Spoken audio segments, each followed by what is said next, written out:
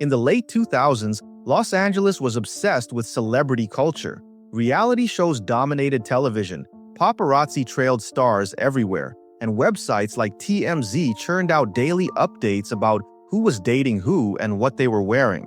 It was a time when fame felt more accessible than ever, and being famous seemed like the ultimate lifestyle.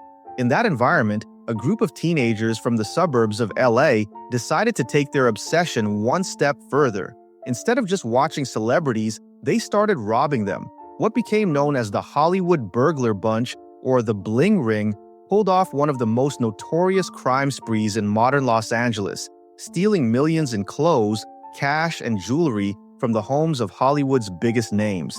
The story begins in 2008 in Calabasas. Several of the teenagers involved came from relatively privileged backgrounds. They were fascinated by celebrity culture, reading gossip blogs and following the lives of stars closely. To them, celebrities weren't distant icons. They were practically neighbors. What began as curiosity and idolization soon shifted into something more dangerous. The ringleaders included Rachel Lee, a high school student described as obsessed with fashion and celebrity lifestyles, and Nick Prugo, a classmate who later admitted his role in the crimes. Alongside them were Alexis Nyers, Diana Tamayo, Courtney Ames, and several others. Most of them were teenagers or barely out of high school. On the surface, they looked like ordinary suburban kids, but at night, they turned into burglars. Their method was surprisingly simple. Using celebrity gossip sites and social media, they tracked when stars would be out of town, filming movies, attending events, or hosting parties. They then used Google Earth, MapQuest, or even basic GPS directions to find their homes. Once there, they often discovered that security was minimal. Doors were unlocked, alarms were off, and windows were left open. These weren't Ocean's 11-style heists. They were crimes of opportunity, made possible by carelessness and the growing transparency of celebrity lives online. The group's first major hit was Paris Hilton. In 2008, they broke into her home multiple times, eventually stealing nearly $2 million worth of jewelry, designer clothing, and cash. They reportedly entered through an unlocked door and even used a spare key left under the mat. Hilton later admitted she barely noticed at first because she owned so much. Emboldened, the group expanded their list of targets, hit a series of A-list homes. They broke into the homes of Lindsay Lohan, Orlando Bloom, Adrena Patridge, Rachel Bilson, Megan Fox, and Brian Austin Green. In each case, they stole clothes, shoes, jewelry, handbags, and cash. Sometimes they even wore the stolen items out in public, flaunting designer pieces taken directly from celebrity closets. In total, authorities estimated they stole around $3 million in property.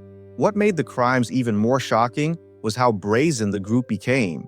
They weren't professional criminals. They were teenagers chasing a fantasy. They took selfies wearing stolen items, bragged to friends, and left trails that investigators eventually pieced together. One member, Alexis Nyers, even landed on the reality TV show Pretty Wild, which was filming as the investigation into the burglaries unfolded. Cameras captured some of the fallout, blurring the line between crime, celebrity, and entertainment. Police eventually caught up with the group in 2009 after security footage from one of the burglaries was released to the public. Nick Prugo confessed to his role, naming other members of the group and describing their methods. Soon, arrests followed. The trials and plea deals became a media sensation, feeding the same celebrity-obsessed culture that had inspired the crimes in the first place. The outcomes varied. Rachel Lee, described as the mastermind, served a prison sentence. Nick Prugo also served time after cooperating with authorities. Alexis Nyers pled no contest to burglary and was sentenced to jail, probation, and community service. Her story became widely publicized through Pretty Wild. Other members faced different sentences, depending on their level of involvement. None of them served long prison terms compared to the scale of the crimes, but the convictions ended their fantasies of blending into the Hollywood lifestyle. The case raised broader questions about celebrity culture in Los Angeles. The Bling Ring wasn't motivated by survival or poverty. These weren't kids stealing to feed themselves. They were stealing to live like the stars they idolized, chasing luxury brands and glamorous lifestyles they saw online. Their crimes highlighted the darker side of celebrity obsession, how a culture built on constant visibility could inspire dangerous behavior. For celebrities, the burglaries were a wake-up call. Many stars beefed up their home security after the crimes, realizing that fame made them vulnerable in new ways. For the public, the story became a mix of scandal and fascination. The idea that teenagers could rob stars so easily seemed absurd, almost surreal. It was like a real-life tabloid headline that never stopped delivering. The story didn't end with the convictions. In 2013, director Sofia Coppola released the film The Bling Ring, dramatizing the events with a cast led by Emma Watson. The movie reignited interest in the crimes, framing them as both absurd and symbolic of the excesses of fame and consumerism. Documentaries, books, and endless articles dissected what had happened and why. The Hollywood burglar bunch became less about the specific burglaries and more about what they represented, a generation seduced by the illusion of celebrity life.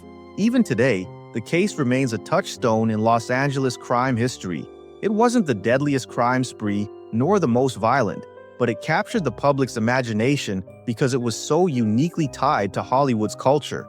It revealed how social media, paparazzi coverage, and constant updates made celebrities accessible in ways that blurred boundaries. And it showed how fragile the glamour of Los Angeles could be when teenagers from the suburbs could walk into million-dollar mansions and take what they wanted. The Hollywood burglar bunch story is remembered as much for its absurdity as for its crimes. The image of Paris Hilton's unlocked mansion, of teenagers wearing stolen couture, of a reality TV star crying on camera as she faced charges. It all felt like a mirror held up to a culture obsessed with fame. Los Angeles has always been a city of contradictions, where dreams and downfalls are never far apart. The Bling Ring captured that contradiction perfectly. Kids chasing Hollywood glamour, only to end up in handcuffs. For Los Angeles, the lesson was clear. Fame is alluring, but it can also be dangerous. And in a city built on image, the line between admiration and exploitation is thinner than most want to admit.